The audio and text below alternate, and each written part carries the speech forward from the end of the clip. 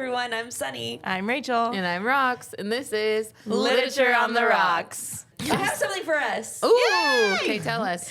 Okay, so I was in Target, and I'm shopping, as you do in Target.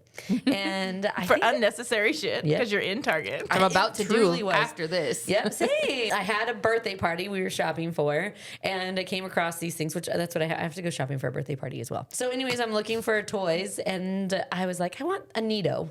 Do you know about these Neatos? Yeah. Okay, listen. They are so popular, they cannot keep them in stock. Rachel had to go to the customer service and ask for them because they kept them behind the counter. And then they wouldn't let me buy fucking more than one. They're just like stress balls. Oh, okay, but okay. squishy. Actually, And there's yes, like I have heard of And they're them, but I didn't square know or what like they were. different shapes. Okay, okay. They're very popular. They are very nice. Like the squish texture is very good. Mm-hmm. Okay. So they're just like a fidget thing. Mm-hmm. And so I was looking for one. But so I was like, oh, maybe in these mystery box areas. So I went over there and I found these Dungeon Crawler Carl. Can you hear that? Oh my God, I hate that so much. I was kind of liking it. Okay. Dungeon Crawler Carl Tsunamis. There's 8 of them and they are mystery like keychains. Yes. I don't know who all the characters are. Anyways. All right, let's do it. I'm going to just let you pick. Who's picking first? Fight to the death. Rox has read less books, so she loses. Okay, Oh, that's fair. Pick one. Perfect, because I one would wanted you the like? green one. Oh, nice. Look at the back of them, though. We Okay. can obviously Carl, Princess Donut. Imani, Imani is a butterfly skeleton. Oh, yeah. Samantha. Samantha, Katya, Oh, Katya. Mongo. Katya has a pink mohawk. Yeah, that's Katya, Mongo. Mongo. Mordecai, Oh, Mordecai. and Prepotente. Prepotente. I didn't know Katya or Imani. Imani. All right, ready? 1, 2, 3. Oh, should we go one at a time? Show. Oh, Rachel, yeah, okay. Rachel, go. Show Okay, the okay. camera. What'd you get? Ready? I got Mordecai. How Oh, cute. Oh, I like it. It's a little star. That's cute. And I didn't know it's like floating. He's got a little Mordecai guy in there, and he's floating in like a Oh, tealy ooze my- with stars. I love it. I like it. I want them all. I know. I kind of want them all. Okay, go. Okay. Dun, da, da, da. Carl! Oh, it's red. 'Cause he kills Carl people. in his little boxers. Oh my God, they're so cute. Little cape. Oh, He does have a cape, but it's so cute. I love this it. is great. Okay. Okay. Here we go. Dun, da, da, da. You also got Mordecai. I got Mordecai. Look at Monica, him. 2 Mordecais and a Carl. Okay, hold on. Well, now let we me- have to go to Target and get more. Yes. Oh, they're so cute. This is gonna go I on my like work it. backpack. I was just thinking that. Thank you, Sunny. Thank you. Yes, of course. Made our Saturday. I don't know. It doesn't have anything to do with the book we're reading today. Absolutely not. It's No, just but fun it was because just a we fun love thing. we love Dungeon Crawler. Because they came out. The new Yeah. one came out. All right. All right, well, let's get dig into it. into The Invisible Life of Addie LaRue by V.E. Schwab. The cocktail looks great. We've already made him, but hit us with an author bio. Yes, so V.E. Schwab, whose full name is Schwab. Victoria Schwab, and she was born in California and raised in Nashville, Tennessee. Victoria originally planned to study astrophysics before falling in love with storytelling and changing paths entirely. She later earned a Bachelor's of Fine Arts from Washington University in St. Louis and even studied medieval art and depictions of monstrosity in Edinburgh. So before becoming one of the biggest names in fantasy fiction, Victoria wrote constantly, completing her first novel in college before eventually selling her debut book, The Near Witch, before graduation. She writes adult fantasy under the name V.E. Schwab and young adult fiction under Victoria Schwab. Oh, I didn't know that. Learning so much about you, Schwab. Building an impressive catalog that includes the Shades of Magic series, Vicious, Gallant, and The Invisible Life of Addie LaRue. What makes Victoria especially interesting is how personal many of her stories are beneath the fantasy elements. She has spoken openly about themes of identity, loneliness, and the fear of being forgotten, all ideas that heavily shaped Addie LaRue. In interviews, Victoria revealed that the original inspiration for the story actually came from Peter Pan and the heartbreaking idea of what it means to be forgotten. I did add a couple little did you knows. So, The Invisible Life of Addie LaRue was years in the making before publication and went on to spend over 30 weeks on the New York Times bestseller list. 30 weeks. That's huge. 30 weeks. Yes. That's crazy. And then also, Victoria has said fantasy acts as a door into empathy and imagination, something she first experienced herself through reading fantasy as a child. Because I feel like, imagination is pretty... Well, I feel like top of that usually there's some sort of character that has some sort of like detrimental thing, right? They're traumatic. And so they're fey. Like it makes you empathetic or like more open-minded to different types of people. yeah, maybe. Species of creatures. Yes. Well, so today, Victoria is widely recognized for writing fantasy that feels both sweeping and deeply human, stories filled with magic, yes, but also with longing, loneliness, and the universal desire to leave a mark on the world. All right, what about the summary? So it's set across centuries. It follows Addie, a young woman in 1714 France who desperately wants freedom from the life being forced upon her. In a moment of fear and desperation, she makes a deal with a dark entity for immortality. But there's a devastating catch. Everyone she meets will forget her the moment she leaves their sight. What follows is Addie's lonely, beautiful, and often heartbreaking journey through hundreds of years of history as she learns how to survive in a world where she can leave no permanent mark. Then after nearly 300 years of being forgotten by everyone she meets, Addie walks into a bookstore in New York City and someone remembers her. At its core, the book isn't really about immortality. It's about memory, identity, loneliness, art, and the human need to be seen and remembered by someone. Yeah. So the drink we are having today, we are calling it the Henry effect. And the idea behind it was we wanted something with champagne because it was Addie's favorite drink in the book. But we wanted something that was like represented the invisible life she had and then finally being seen by Henry. So it's mostly clear. Well, the liquids are clear. And then the sorbet we add to it is supposed to represent the Henry effect. So it's 1 scoop of raspberry sorbet, about 4 ounces of Prosecco, and then an ounce of elderflower liqueur. And we topped it with a splash of San Pellegrino sparkling limonada, Delicious. which is delicious and fantastic and the perfect drink for your summer. Yes. Yeah. Should we cheers? Cheers. Oh, yeah. That's great. That is fantastic. Oh, my gosh. This is the drink of the summer. Yeah. Drink of the summer right here. Right here. You guys. This is like a dessert. It like is. a dessert, but like truly a summer sit by the pool, enjoy it with your Yes. friends. Oh, yeah, baby. All right, let's dive into this book, shall we, ladies? Yes. Splish splash. So we start March 10th, 2014 in New York City. There's a young woman, Addie LaRue. She wakes up next to a songwriter named Toby. Though they have spent many nights together, he never remembers her in the morning. Addie has a curse that grants her eternal life, but she is forgotten the moment she leaves someone's presence. Toby is embarrassed, thinking he was too drunk the night before. And you're like in Addie LaRue's head. And she kind of is like, I need to get out of this room because he's going to wake up and not know me. And I hate this song and dance in the morning. Yeah, and I like want to avoid it. But then she goes into the next room and she's like playing a song or she's like enjoying the cat or something, right? She like makes herself a little something. Toby wakes up. He's embarrassed. He thought I got too drunk. I don't even remember who you are. I thought that I didn't drink that much, but I don't know who you are. And clearly I slept with you. And so Clearly we banged. yeah, like clearly we spent the night together. And so Addie starts like playing this song on the piano because he's a musician. Toby is a musician and he's a good musician. But she starts playing this song and he's like, do I know this song? Have we like, what is that beautiful? He's like, I love it. And Addie talks about like not to him, but how we've written this song together over the years that I've known him. And this is how I leave my mark over the years is I work with someone and these artists and they can take on the work that we've done together, but I can't. If I create it, no one remembers it. So this is how she's left her mark and she's been inspiring artists and musicians. We backtrack to like 1698. At the age of 7, Addie, or Adeline, travels with her father from their home in Vienne-Suzanne, France. We're in France, if you don't know this. They're traveling with her father to the city of Le Mans. Her father is selling his wares. He's like a little artist himself. I think he carves wood pieces, right? So he's selling them. But her favorite item is this little wooden ring that she wears around her neck. Addie's enchanted by the bustle of the large town. It ignites her desire to escape her small, sleepy village. 5 years later, she's 12 now, and she struggles to embrace Catholicism.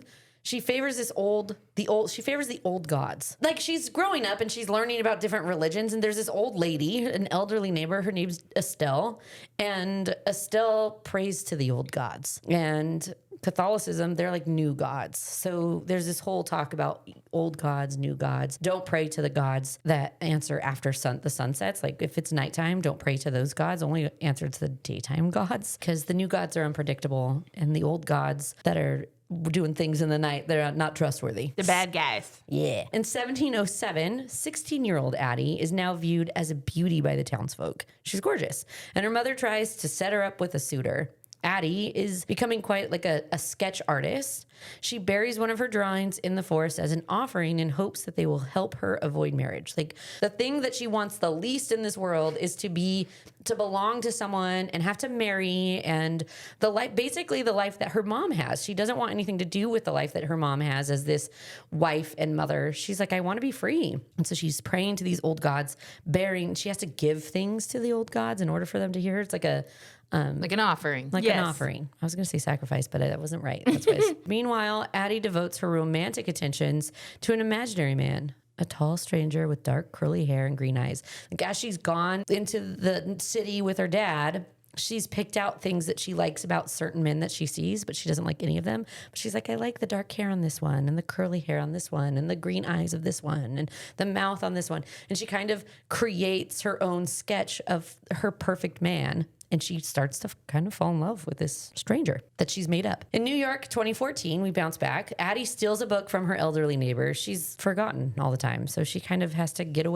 she can get away with doing things as long as they stop seeing her. So she's disappointed to see it's a German copy, because she's just walking by and she grabs it. And as soon as she's out of sight, he doesn't remember. It's a German copy of Grimm's fairy tale stories. Stories of gods punishing foolish mortals are too painful for her to read as an adult. Back in 1714, Addie is 23 and unmarried, and she's being pressured to marry Roger. He's a recent widower with 3 small children. Not only do you have to marry, but you're immediately thrown into a family of three children and who lost their mom. Like, that's wild. Anyways, that is some pressure. So for weeks, Addie is frantically praying to all the old gods to stop her from marrying. Like, please, she's sacrificing everything she can. She's offering all these things to them, thinking like, this is the biggest thing I could potentially offer.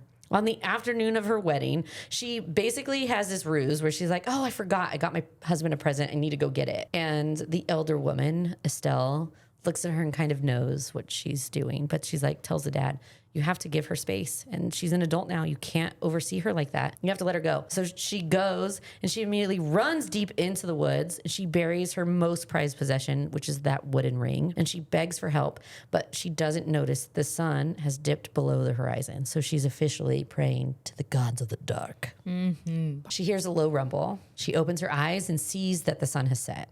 A disembodied voice calls to her. She demands the presence to show itself, and it takes the form of the dark-haired, green-eyed man that she's invented and been in love with. And she's like startled and taken back, like, this beautiful person is here and I know him. Addie offers the stranger her soul in return for eternal life, but he declines. Well, because it's like this whole conversation. He's like, I don't deal with tchotchkes. I don't want your ring. I want your soul. And so tell me what you want. And basically the way she describes what she wants is like, there's no end in sight. I want to live forever, free. And he's like, I don't want that. There's no end to that. I'm just going to let you live forever. There's no end. There's no benefit. Like, what do I me. get out what of do that? I get out of that? Yeah. I don't get anything. So Addie counters asking for eternal life only as long as it suits her. And once she's done, he can have her soul and body. Mm-hmm. Basically, she tells him, I want to be free. I don't want to belong to anybody. This curly-haired man kisses her and then whispers, done. She wakes hours later, dazed and unsure if the spell worked, thinking like this must have been a dream. She just wakes up in the woods. She goes to return home, and her mother and father don't recognize her. In her attempts to talk to them, she finds she cannot say her name. They're like, who are you? And she's like, it's me, your daughter. That's exactly how it sounded.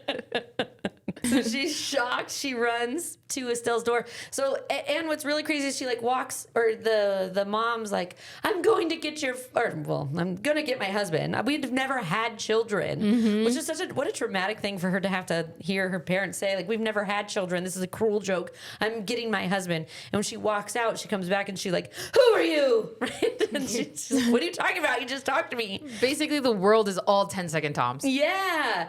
And no one can remember her. She realizes that no one can recognize her or knows who she is. And once they shut the door, she won't be recognized again. And so she goes to see Estelle and tells her, I prayed to the gods after the sunset. And Estelle's like, you foolish girl, because she doesn't know her and she's kind of rude to her, and she slams the door on her. Addie knocks again, but when she answers the door, she looks at Addie as if it was the first time again. Fast forward to New York 2014. Searching for a place to sleep, she walks to Upper Manhattan to an empty apartment belonging to an actor she knows is out of town. She doesn't have anything really of her own because she tends to lose it. She can't keep it, because how can you rent something to someone that you don't know as soon as you close your eyes? Back in 1714, Addie wears her wedding dress, her slip, and a pair of stolen boots as she goes to leave Vion-sous-Sault. She visits her father's workshop to leave a note, but the curse prevents her. She can't even write. She cannot leave a mark on the world. She even like spills the ink in frustration, and then it starts to just like disappear, and the paper is still intact, like it doesn't do anything. Yes. Other than leave the vial of ink empty. Yeah, so she visits her father's workshop to leave a note, but she can't. She brings a bird carving with her as a memento. Like, she takes one of his carvings, and then she walks to Le Mans, but discovers that her feet, though sore, are free of welter cuts. Like, she can't even hurt herself, really. Yeah, she's thinking at this point, can I die? Like, what is happening here? Yes. No, because she asked the old god for protection to stay alive, so she can feel all the things, but she doesn't die. Right.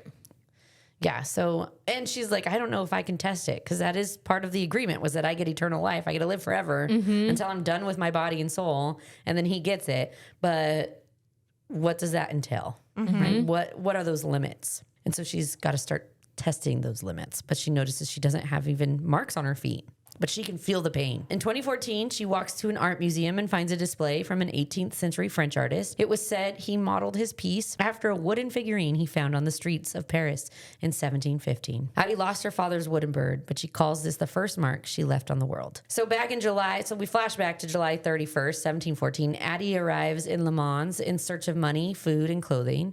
She's attacked when trying to steal from a stable hand. She feels the pain of a stab wound, but it heals.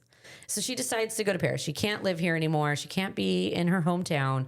So she decides to go to Paris, since it's the only other place she knows by name. On March 12th, 2014, she's excited to find a used bookstore she had never noticed called The Last Word. The young bookseller is somewhat resembling her stranger, but not quite. She finds a little bit of comfort in that, but she offers her help to the bookseller. Addie attempts to steal a Greek copy of the Odyssey, but to her surprise, the bookseller chases her, and she's like, the door must not have closed, because he's run after me to get the copy that I've stolen. He decides to let Addie keep it as she leaves, and another woman calls to him. His name is Henry. So then we jump into part 2, which is the darkest part of the night, to part 3, 300 years and 3 words. A few hours after meeting Addie, Henry attends his friend Robbie's off Broadway play. It's not anywhere close to Broadway, okay?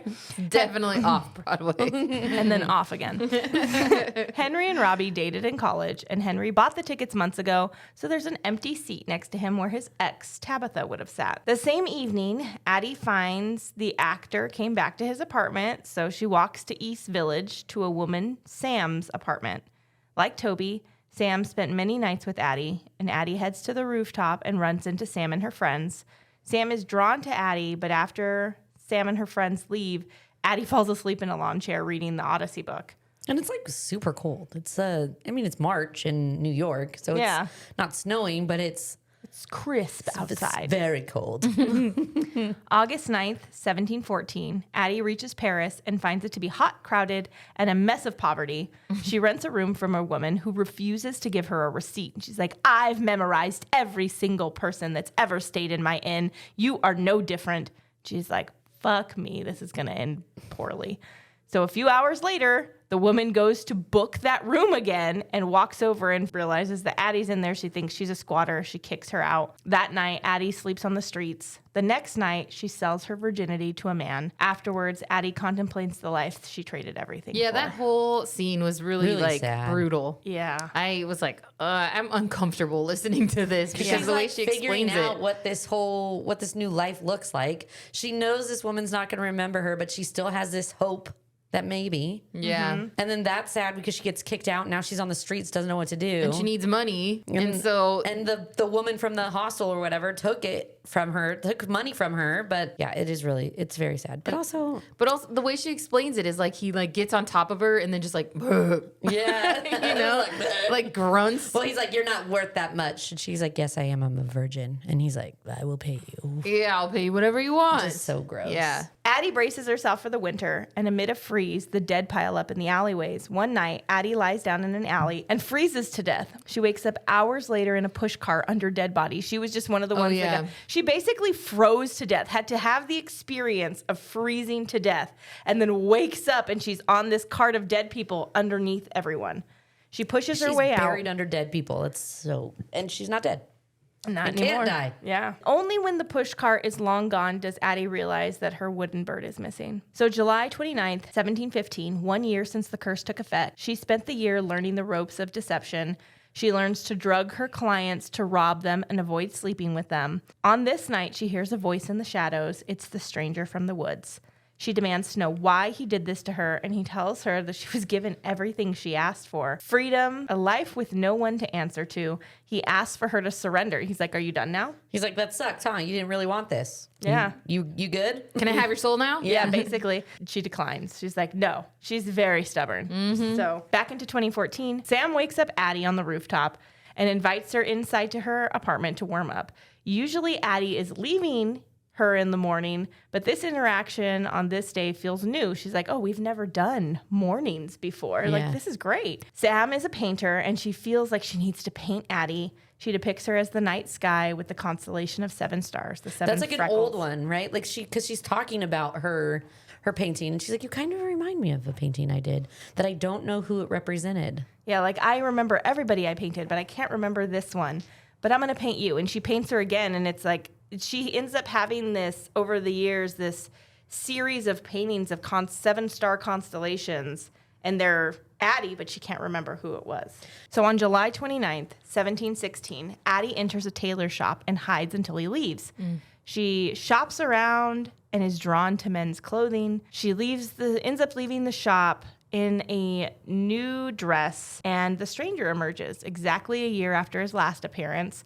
She declines his offer again. She's like, no, I'm still not done yet. Look at me in my fancy gown. Clearly, I'm ready for life. Out. Yeah. 2014, she leaves Sam, and Addie heads to the bookshop to trade the copy of The Odyssey. She's like, oh, my friend bought me this copy, but can I just change it for something else? And Henry is like, you have the audacity to have stolen this book from me yesterday and bring it back as an exchange? Are you crazy? And so he's really taken aback. like, oh, She's like, fuck. what? You remember me? So he When he asks, says, I remember you, I was like, he remembers me. and she's such in a state of shock. She's like, can I buy you coffee? I'm so sorry my lie didn't work. Addie says her name is Eve, and he asks, what do you see when you look at me? And she says, kind eyes and an open face, and he relaxes and asks to go get food. Like, this coffee turns into a longer day. Mm-hmm. And then we jump backwards into 1719. On the 5th anniversary of the curse, Addie is in the bedroom of nobles who are out of town. The stranger appears and rings a bell to summon the servants. They appear, she's like, oh my God, you're going to get me caught here. I'm just using this room and eating these chocolates and living my best life. But they're clearly under some sort of spell. They prepare dinner for the two of them. She asks for the stranger's name, and he says he has nothing, like no name, like why? What for? And so she settles on Luke, which is short for Lucifer. Very apt name. Right. He's Satan. Back in 2024, Addie and Henry continue to find excuses to keep their date going. When they finally part, he wants to see her again, and they agree to meet at the bookshop in a couple days. She also says she lied about her name, and to her surprise, she can tell Henry her real name. She's like, it feels so weird on my I mouth. haven't been able to say it in so long. Yes, been a while. She hasn't been able to say her name for 300 years, and it just rolls off the tongue so nicely. So poetic. On the 6th anniversary of the curse, Addie is prepared with a gown and a bounty of food. She's like, this motherfucker is going to see how well I am doing. Look how far I've come. Yeah. But he never shows up. And though she hates him, his absence devastates her because he is the one person in the millennia that know her, and he didn't show up. So July 1724, 4 years later, on the 10th anniversary, Addie walks down the street of Paris dressed in men's clothing. And she runs into a young man named Remy and he sees through her ruse. He's like, He's like, oh, I'm sorry, sir. And then he like sees her. And he's like, oh, you're my having a good creepy time. leave. Yeah, but he's down to like hang out and have a fun time with her. And so He like sends his friends away. Like, I'll catch up with you guys. yeah, I gotta see this guy. I gotta see what this dude's all about.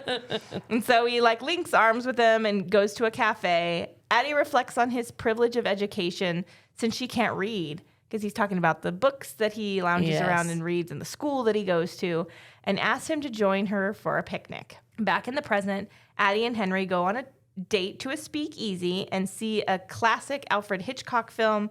When Henry realizes that Addie has already seen it, he goes into a full panic mode and leaves. Outside the theater, he asks if she ever feels like she's running out of time, and Addie doesn't really know how to answer because her time is endless. And she's like, Not even kind of. not really, dude. So in 1724, Addie and Remy enjoy a picnic. She insists on walking him home, and once there, they have the sex. The sex. Okay, can I just say one thing that I thought about constantly was, do these people never have to get up and go to the bathroom? Because she could spend all day with them as long as she stays in their sight and they like see each other. They remember her. Oh. But at what did they never, She's all walking in there with she's them. like, I'll go with you. I'll hold it. You go ahead. Make eye contact me while you pee. You're pooping? Even better. I'll stand right here. I'm right here. Because as soon as the door closes, she can't. That's true. She hangs over the top. We good? I just thought I would never be able to be a full day with her because I'd go to the bathroom Every at 5 some minutes. point and then be like, Who the fuck are what you? was I doing here? Was I hanging out with someone? I don't remember. It wouldn't be any odd from your regular daily schedule. This is the first time Addie has had sex with someone who isn't a paying customer. So sad. So sad. She's devastated in the morning because she was like, this was actually like, this is what This it was is meant love. to be. Yeah. Like, this is how you're supposed to have sex. She's devastated in the morning when Remy doesn't know her and assumes that she's a sex worker, placing gold coins in her hands. I know, and the way he does it, he's like, his head's all down. Like he's so ashamed of himself. And he just like taps her on the shoulder and like drops some coins in her hands. And she's like, oh my God. Yeah. Oh, it's really sad. It is really sad. So she's feeling all these things, and when she's leaving, Luke makes his first appearance in years, and she refuses his ask to yield again. She's been watching Luke every time they interact. She watches his eyes because he has those bright green eyes, and they change a little bit. Like the color distorts when he has different emotions. She is studying this man. So when she sees that anger lights up in his eyes, she's like, oh, fuck yeah. It's about to go down, bitch. She's like, now that's I know right. how to get under your skin. I got Yes. one up on you. Yeah. Back in the present, Henry and Addie had a wonderful date that ended in sex. And the next morning, Addie wakes up to the scent of breakfast, and Henry finds her wooden ring on the floor, and she frantically orders him not to touch it. She panics. And as she's even like grabbing it from him, it accidentally like falls on her finger, and she like freaks feel the out. warmth of it. Yeah. So after breakfast, Henry goes to work and Addie lingers, finding a bloody handkerchief and engagement rings in a drawer. Addie waits for Henry at a food truck, and she sees him talk to a middle-aged woman for a long time. Henry said he reminded her of her son, because she's like, what was that all about? Do you know that woman? Yeah, this woman was really... Like crying, hugging you. Like, is that your mom? Yeah. He's like, I don't know her. I just met her. After they eat, Henry realizes he's late to a dinner party, and he's like, come with me, Addie. And she's like, here it goes. Like, how could I think I gonna could meet all be your with this friends. man Yeah. who has friends? On the way there, Addie learns about Tabitha, his ex. Back to July 29th, 1751, the 37th anniversary, Addie arranges a chance encounter with the famous salon owner, Madame Geoffrin. Addie has worked on this meeting for days, and she gets invited to the salon. Luke enters the salon. It's like she's been, I don't even know if it's days. I feel like it's even longer because she's Weeks. tried to do this multiple times and sometimes it fails and she learns from it. Like, Yeah. okay, I've got to do it this way this time. And She now doesn't like a demure woman. She likes someone who knows what they want. Like, she learns all this woman's preferences. Yes. And she says all the right things to finally get invited to go to this salon thing. Yeah. And there's a bunch of people there. And then in walks Luke. And he walks up to Joffrine and is like, who's that woman over there? Oh, she's a con artist that's ruining your salon. You should definitely get her out of here. So they run her out of the salon. Then at the dinner party in An asshole. Yeah, he is. At the dinner party in 2014, Henry's friends don't remember meeting Addie, and Addie senses intense jealousy from Robbie. The next morning, Henry and Addie are going to a store, and Robbie, they run into him there. He's not remembering Addie again, and Henry starts getting really pissed off. Like, come on, don't be a dickhead. You fucking met her last night. What's your problem? And Addie pulls Henry to the street and tells him about her curse. When Addie finishes telling Henry about her life in Vion, the stranger, and the deal she made, he laughs and he says he made a deal too. Then we jump into part 4, The Man Who Stayed Dry in the Rain. Henry's entire life has been labeled as sensitive by friends and his family. Like, forever they tell him that that's how he is. And he feels big events more painfully than his peers believe is appropriate. From an early age, he uses substances to dull the pain, alcohol and drugs. And at 28, he falls madly in love with Tabitha. After 2 years, he proposes to her in the park, and she says no and tells him he's great, but he's just not enough. Which is you're not someone I wanted to marry. You're just Yeah. someone I liked having around. I like being around you, but Yeah. not having a life with you, You freaking dated him for way too long to feel like that. right? Yeah. So drinking with his friends, he cuts his hand and uses the handkerchief with the engagement ring to clean up the blood. Henry reaches his apartment and someone looking like Henry's brother sits next to him on the steps. It's raining, but this guy is just bone dry. Like, Henry confesses he wants to be loved by all, and the stranger says he can't grant it as long as Henry can pay the price. And Henry feels he has nothing to lose in making this deal. So he's like, okay, whatever. Done. Like, I got nothing left. And so in 2014, Henry tells Addie about the deal he made with the stranger. Henry tells her the deal lasts a lifetime. So in September of 2013, Henry wakes up the morning after making the deal with a horrible hangover. So he notices a watch on his wrist that he's never seen before. On the back, there's an inscription, "Live well." Henry notices a change in those he interacts with that day. His sister complimenting him, which never happens, and the hot coffee shop girl giving him her number. Like, she immediately is like, oh, hi. And just, you can tell she's And he's drawn already to him. seen her every day for however long and never had that. And then all of a sudden she's like, call me. Like, slips her number underneath the cup or whatever. And so he's kind of taken aback. Like, what the heck is all of this about? So then Henry heads home and packs all of Tabitha's things into a box. And afterward, he goes to a bar and a string of young, attractive men and women flirt and vie for his attention. It's at this point Henry realizes the stranger from the previous night was real, because he thought he was dreaming. Like, oh man, I got so drunk that I must have had this crazy ass dream where I made this deal with the devil, and that can't be real. But now he's thinking, okay, maybe something actually happened. So then in 2014, after learning Addie's secret, Henry realizes she is the woman in the 3 portraits of constellations. There was a phenomenon of 3 different constellation portraits of a woman that spanned different centuries and countries. Addie tells him she can influence art since she can't write or tell her story. And really, it's because it's being done by somebody else. She can influence it because somebody else is doing the drawing, somebody else is actually putting the mark. It's not her physically. So then back in 2013, we see Henry runs into Tabitha. She tells him she loves him and she made a mistake, but Henry sees a faint fog in her eyes, knowing she is not truly seeing him. And in 2014, Henry and Addie explore an artifact exhibit, and Henry feels that Addie is better than any drink or drug. So then on New Year's Eve 2013, Henry's overwhelmed by anxiety. He removes himself from a handsome man's embrace and sits on the fire escape.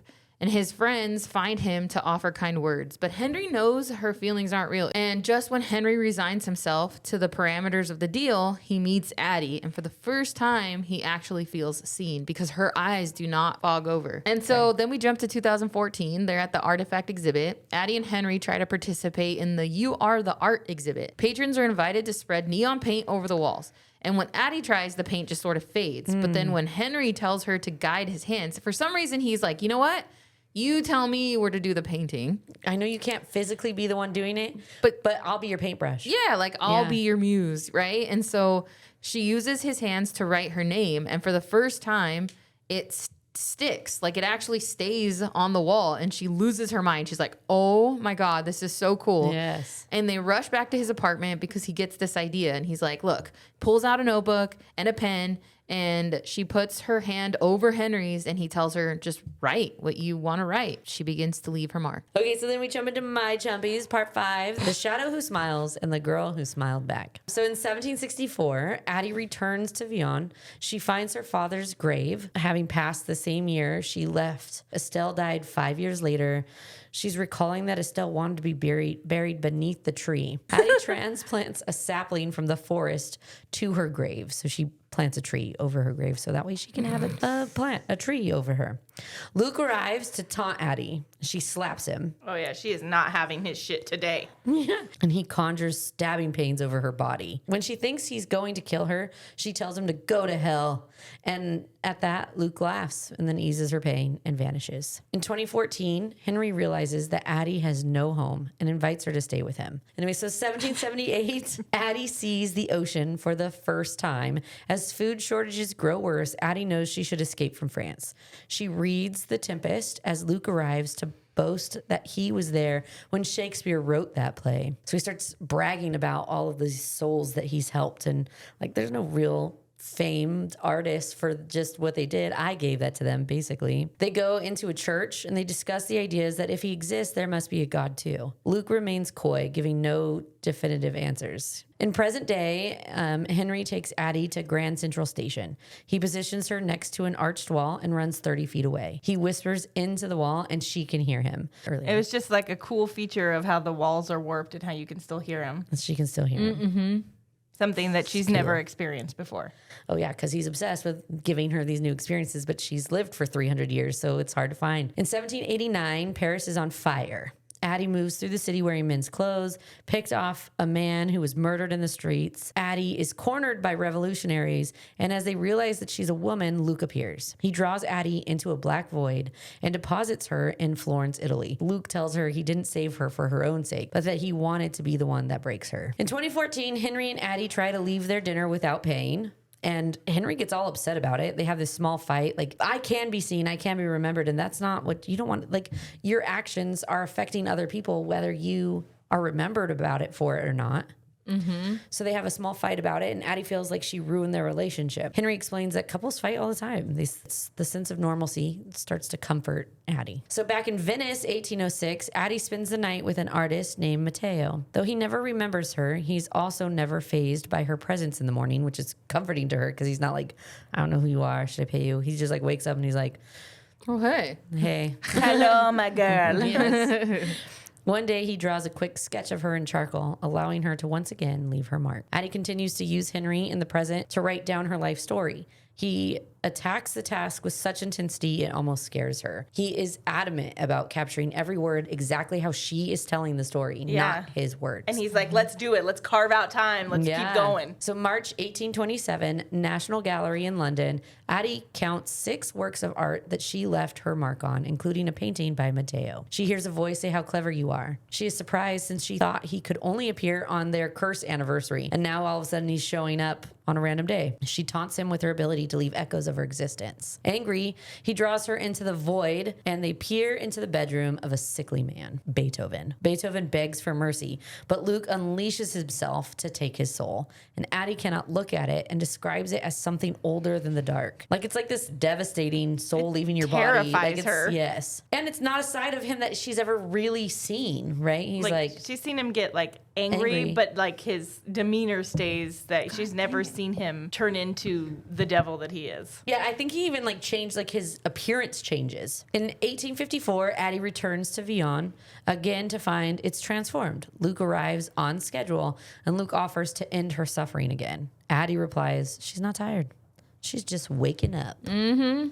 She's taunting like, him. Look out. Yeah, she is. She's like, she's like, never going to give up. Starting. It's this game they're playing, right? Mm-hmm. Yeah, every time he tries, she's like, you know what I saw the other day that I've never been able to see before? And she's just, let me tell you about all the great things there are in this world for me to experience. And honestly, I have nothing to lose. I'm going to taunt you for the rest of my life because I can. I've gotten used to this now. Yeah. It's lonely, but yeah, I get to see beautiful things. And then what happens at the end? I die. I was going to die anyways at some point, so whatever. Yeah. With Henry, Addie celebrates his birthday at a music venue.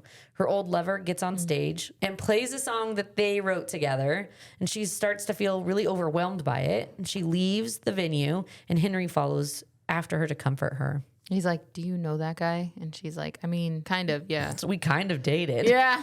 Only for years. Yeah. On a train in Berlin, 1872, a porter demands to see Addie's ticket. She tries to lose him in an compartment, but finds Luke waiting for her. He draws her into the dark, taking her to Munich. To an opera house, Luke says that many performers sold their souls in return for their talent. Addie wonders if the trade-off is worth it. But she is truly, like, she's definitely into art, all forms of art. It doesn't matter. And this woman singing, she's absolutely impressed and in awe. December 31st, 1899, Addie spends the turn of the century in an abandoned college in England. Luke tries to convince her to go to a lavish party in Paris, but Addie prefers the solitude. She's gotten used to it. Mm-hmm.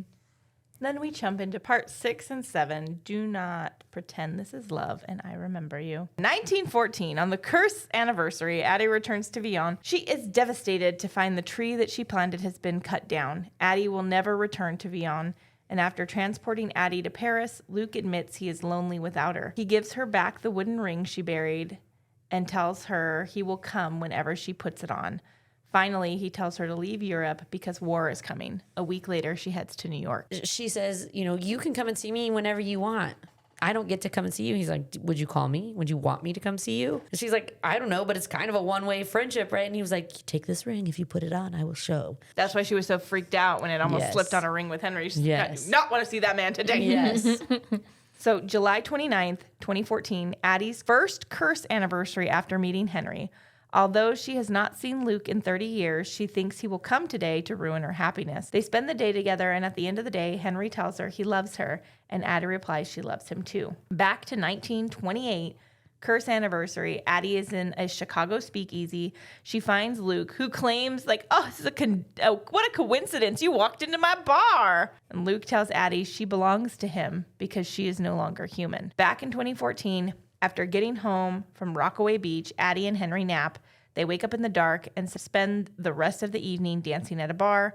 The bar goes still, and Luke appears. Addie begs him to leave them alone. He says time will do the work for him. Luke leaves, and Addie asks Henry about his deal, and he admits he only asked for a year before his life and soul would be forfeited, and he only has 36 days left. And that was part of Luke's thing. He's like, I let him see you because how devastating is it going to be for you to both lose each other, lose the lives that you wanted after he begged for no life because he thought he was miserable. Which, when they tell each other the story, she's like, that's why you can see me, is because the only thing I want that would make me love someone, potentially, is to be seen and remembered. And so you get that. But I just get to see you for who you are because you're already loving me. And now she thought it was a mistake. And he's like, no, I let this happen. Flashing back September 4th, 2013, the narrator reveals the full story of Henry's meeting with Luke. They didn't meet on his stoop. They met on a rooftop as Henry was preparing to jump. In this state, Henry was willing to trade his soul for a moment of peace, so a year feels generous. Addie is furious at Luke, and she leaves the bar, putting the ring on her finger. When Luke appears, Addie begs him to undo Henry's deal. Luke says he'll consider if she'll spend the night with him, properly celebrating their anniversary, and Addie sees no other option. In 1944, Addie returns to Nazi-occupied France as an unofficial spy for the French resistance. Captured, Addie puts the wooden ring on to summon Luke after denying any involvement in the rise of Hitler. She's like, before you take me, I have some questions. Yeah. Luke transports her back to the U.S. Back in the present, Henry protests, but Addie leaves with Luke on July 30th. Back in L.A. in 1952, Luke interrupts Addie while she's on a date with a sculptor. He takes her to the Cicada Club to watch Frank Sinatra, another one of Luke's deals. As they dance, Luke kisses her, and Addie gives into his seduction. He teleports them back to a hotel room where they brown chicken, brown cow. Between 1952 and 1968, Addie and Luke have a sexual relationship. Sometimes they meet once every few months, and other times they're together for days on end. Addie no longer hates Luke. She knows she doesn't love him. July 30th, It's like this strong emotion because I've spent years and years with you being the only person who remembers me, but I don't love you, but I also don't think I hate you anymore. Yeah. I've made peace with what, like my choices in this matter. Like, I don't know what this is, but at least somebody knows me. Yeah. And we kind of have fun together. So July 30th, 2014, Addie and Luke have dinner where the entire staff is under his spell. Addie tries to flatter him, saying that she missed him and they belong together because she knows how to play him. Flashing back to 1970 in New Orleans, Luke tells Addie he loves her for the first time and gives her a present, a brass key to her own home at the end of Bourbon Street. Addie tells him, do not pretend this is love. Like, she's very straight up with him. Like, I will take this house, sir, because I've never had a house since this shit started. But this is not love. In New York, 2014, Luke takes Addie on an elevator modeled after the gates of hell. Addie pleads with Luke again to release Henry. Luke tells her to pick one of the strangers to damn instead. She reluctantly points to a man, but Luke only laughs, saying she's changed more than she thinks. Because she would have never, in her youth, just been like, this man deserves to take Henry's place. Yeah. this is love, baby. There's no rules. Back in New Orleans, May 1st, 1984, Addie's sexual relationship with Luke ends. Addie doesn't remember who started the fire, but she knows by the end of her fight with Luke, her home was burned to the ground. They have a very toxic relationship. Yeah, they do. Back again in New York, 2014, Addie then goes to Central Park with Luke. He reveals that he placed Henry in her path so she would know what it was like to fall in love with a mortal, only to watch that person die. And when she returns to Henry, she learns that it's August 6th, and Luke stole a precious week that she could have spent with Henry. August 2014 is the happiest month of Henry's life. On a trip, he asks Addie if the moments of beauty are worth the years of pain, and she says always. A few days before the end, Henry is preparing by saying goodbye to his friends and family with no tears. He's like making, like, hey, if I go away for a little bit, will you hold my cat? Like, he's trying to set up the end of his days. And not telling anyone, though. Not telling anyone that he's going away because he doesn't want them to suffer and cry over him and remember this moment as, like, the last. It's just, he's just going to leave. Yep. Quietly. On Henry's last day, he and Addie spend much of it in bed, writing down her stories. Before midnight, Addie and Henry hold each other on the roof. Henry's watch stops, and Addie tells him, I haven't told you how this ends. 3 nights earlier, Addie snuck out of Henry's apartment. She wore a wooden ring and renegotiated the terms of her deal with Luke. If he lets Henry live, she will surrender. Not her soul, but her heart. Addie will remain Luke's partner as long as he wants her by his side, and Luke agrees. Yeah, she's like, I'm not going to give you my soul because that's not what you really want from me now. After all these years, I know it's not really what you want from me. You want my heart. You want me along your side. Like, You want a partner. yeah, so I'll give up my freedom that you've already granted me and be yours if you sacrifice. Or if you, As long as you'll have me. yeah. Addie tells Henry what she did and says she needs him to remember. Henry wakes up alone in bed, and he spends the next hours reading every page of Addie's story. A few months later, Henry's friend reads a manuscript Henry wrote titled The Invisible Life of Addie LaRue. She loves it, but the ending doesn't tell you what happens to Addie after she and Henry parted ways, and Henry refuses to make one up. She's like, this is a great fiction novel. And he's like, yeah. So Henry gets the book published on the condition that his name is not on the cover, since this is Addie's story. And at a London bookshop in 2016, Addie comes across a copy of the book. Inside the dedication reads, I remember you. And as she sits to read the book, Luke arrives and he sees the book and says, they can have the story as long as I have you. Addie reflects on what a terrible mistake Luke made agreeing to her deal. She did not agree to stay with him forever. She only agreed to stay as long as he wants her. It may take a century or more, but Addie is certain she can slowly drive him mad until he casts her away. That's right. That's right, Luke. You got it going down, Spent 500 years thinking up this plan. Okay, so now we get to rate it. All right, for our book reviews here at Literature on the Rocks, we rate everything on a 3-shot system. 1 shot is I'm not coming back for any more. 2 shots, it's good enough for another, but not worth a hangover. And 3 shots is it got me up. Oh man. Okay, so this was my pick. As soon as we started it, I was like, this is a little bit of a slow book. Rox is probably gonna hate it. Most fantasies are slow. But this one was a pretty slow fantasy.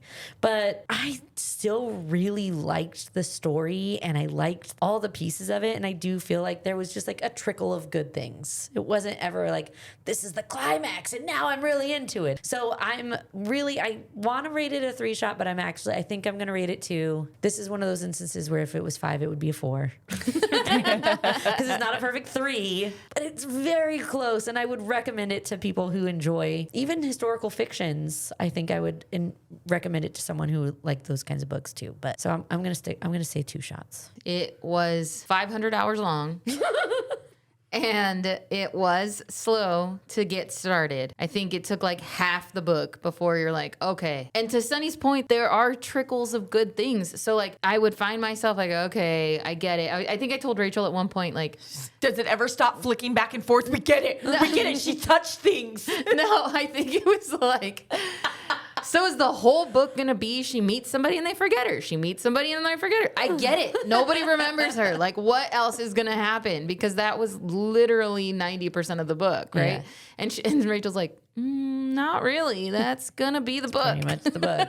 And I was like, great. It's her trying to leave her mark. But like the things that she had to deal with and the story with her and Luke, like okay, keep going. So there were trickles of good things, right? Like you get the foundation. Okay, nobody remembers you. And then every now and again, you get like a little backstory of how it happened. And then you get a little backstory of like, okay, now there's a little more. Like, oh, she figured out how to. So because there were good pockets and I did enjoy those pockets, I will give it a two shots. Oh, okay. All right. Mm-hmm. If it was not as slow, I probably would have gave it 3 shots. Yeah, I mean, I agree with that. I think that the only thing that I didn't love about it was the slow motion of the ocean. Slow motion for me. Slow motion for me. The slow parts were slow, and then. But the good parts were really, like, it just still felt like a really beautifully well-written book. Yeah, we'd get to a part and I'd be like, oh, like my ears would peak. And I'd be like, oh, okay, what happened now? Like, yes. Yeah, agreed. All the way through. I'm going to give it 2 shots. It was slow. I love a fantasy, but this was slow. I really liked her interactions with Luke. I thought if there was more of them, I might have rated the book higher, but then it would have changed the story a little bit. I think there were important things that happened when it flashed back in time that like showed you things, but I love a back and forth, but there was a lot of back and forth. There's so much back and forth. So yeah, a 2 for me. Yeah. Okay. Not my favorite, but it was very well written. And when it did get good, it was like, oh, I want to keep going. And then it would start to... And then it would trail off. Then it would trail off and you're like, fuck. But then it would get you again. And you're like... It's definitely not like a true fantasy, a Fourth Wing, an Akatar. No. Right? But it's fantasy-ish. Fantastical-ish. It's fantasy it's an urban fantasy because it's happening with like real things with... Very similar to Lost Bookshop, where it's like real life jam, with because elements I feel like of magic. I don't know that I would have ever rated Fourth Wing a 2-shot. The fact that you didn't just call it the Fourth Wing makes me feel like we've broken you a little bit, and I fucking love it. We're taking it as a win. Yes. I just want to point that out really quick because the excitement inside of me. The heart palpitations that you just experienced. I was waiting for the Fourth Wing and it didn't happen, so I'm so pleased. I'm so pleased you're coming around. It's just less fantastical. Yeah. It definitely has more historical fiction, historical fantasy vibes, right? We're all in agreement. Yes. I would be interested in reading more. Yeah. Like, I really wanted to add Bury Our Bones in the Midnight Soil onto our TBR, but I didn't know how her writing was. And I knew Addie LaRue was already on her list. So I'm like, okay, let's read that one first and see how I'm feeling about her writing. But I do think she was a really great author. So I would be interested in reading more of her stuff. Yeah. That's a wrap on this episode of Literature on the Rocks. We wandered through The Invisible Life of Addie LaRue, a story about art, memory, love, and what it means to leave your mark on the world, even when no one remembers your name. The prompts are live now, so make sure you answer them before next week's book club. We cannot wait to hear your thoughts on this one. And don't forget to subscribe because we're here for you every Wednesday. Yep. If this episode made you think about what it means to truly be seen, remembered, or loved, go ahead and rate and review the podcast. It helps our little corner of the world leave a mark too, even if only for a moment. Art, memory, love, and the ache of wanting to be known. The Invisible Life of Addie LaRue lingers like a story whispered across the centuries. Stay with us at Lit on the Rocks Pod on Instagram and TikTok and literatureontherocks.com. Until next time, may your life be filled with meaningful moments and your cocktails be unforgettable. Cheers! Toodaloo! Bye.